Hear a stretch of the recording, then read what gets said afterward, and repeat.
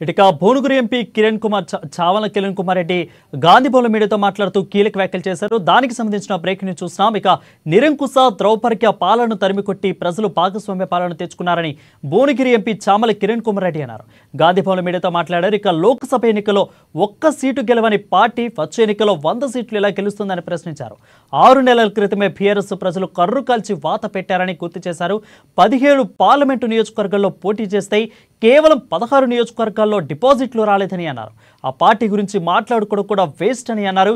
ఇక social media వేదికగా నిత్యం తప్పుడు ప్రచారం చేస్తున్న కేటీఆర్ కు ఎలన్ మస్క్ తప్పకుండా సన్మానం చేస్తారని సెటైర్లు వేశారు.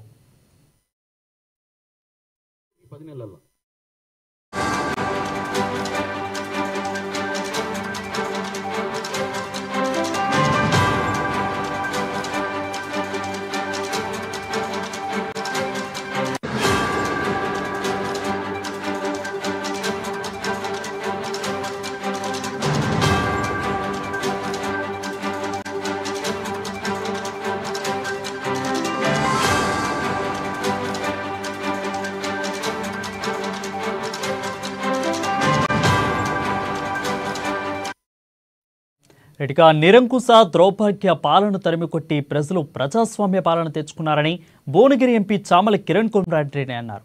గాంధీభవన్లో ఆయన మీడియాతో మాట్లాడారు. ఇక లోక్సభ ఎన్నికల్లో ఒక్క సీటు గెలవని పార్టీ వచ్చే ఎన్నికల్లో 100 సీట్లు ఎలా గెలుస్తుందని ప్రశ్నించారు. 6 నెలల క్రితమే బీఆర్ఎస్ కు ప్రజలు కర్రు కాల్చి వాత పెట్టారని గుర్తు చేశారు. 17 పార్లమెంటు నియోజకవర్గాల్లో పోటీ చేస్తే కేవలం 16 నియోజకవర్గాల్లో డిపాజిట్లు కూడా రాలేదని అన్నారు. ఆ పార్టీ గురించి మాట్లాడుకోవడం కూడా వేస్ట్ అని అన్నారు. ఇక సోషల్ మీడియా వేదికగా నిత్యం తప్పుడు ప్రచారం చేస్తున్న కేటీఆర్ కు ఎలన్ మస్క్ తప్పకుండా సన్మానం చేస్తారని సెటైర్లు వేశారు కిరణ్ కుమార్ రెడ్డి.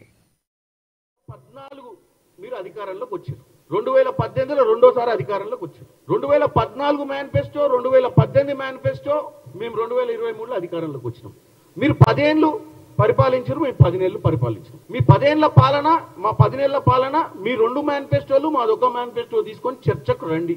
పొద్దున్న లేస్తే ట్వీట్ల ద్వారా, సోషల్ మీడియా ద్వారా పెటరేగిపోయి ఏం మాట్లాడుతుండో చిల్లర బల్లర మాటలు మాట్లాడొద్దని నేను కోరుకుంటున్నా. ఎందుకంటే తెలంగాణ ప్రజలను తప్పుదో పట్టియొద్దు.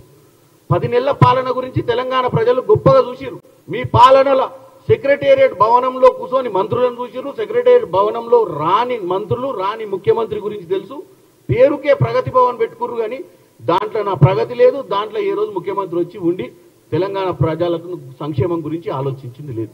గత 10 ఏళ్ల నుంచి ముఖ్యమంత్రి 10 సార్లు కనపడ్డాడో లేదో కేసీఆర్ గారు, రేవంత్ రెడ్డి గారు 10 రోజులు కనపడకుండా పోయిన సందర్భం లేదు ఈ 10 నెలల్లో. సెక్రటేరియట్ లో కూర్చొని అసలు గత 10 ఏళ్ల పాలన, చీకటి పాలనలో చీకటి జీవోలు ఇచ్చారు కదా, అసలు దీన్ని తెలంగాణని ఏ దుస్థితికి తీసుకొచ్చిరా అని చెక్ చేయడానికనే 30 రోజులు పట్టింది. నెల రోజుల తర్వాత తెలిసింది 7 లక్షల పైచి